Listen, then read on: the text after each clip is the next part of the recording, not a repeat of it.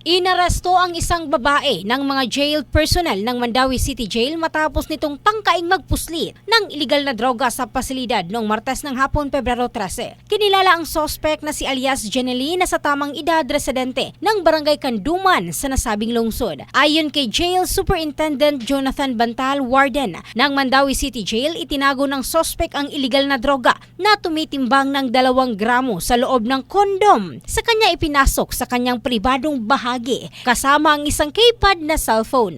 Ibinunyag ni Bantal na bibisitahin sana ng suspect ang kanyang live-in partner sa loob ng jail facility na naaresto rin dahil sa pagkakasangkot sa illegal drug trade. Dagdag pa niya, inihahanda na nila ngayon ang mga kinakailangang dokumento para magsampa ng kaso laban kay Jenelina. Nanawagan naman si Bantal na iwasang magdala ng mga kontrabando sa loob ng pasilidad sapagkat kadalasan kanila talaga itong nakukumpiska at nakakasuhan ang mga nagpupuslit. Ang bahaging ito ay hatid ng Drive Max Adult Herbal Capsule, lalaking laging umaangat. In the heart of changing lives, ito si Michelle Craste ng Brigada News Philippines, the Music and News Authority.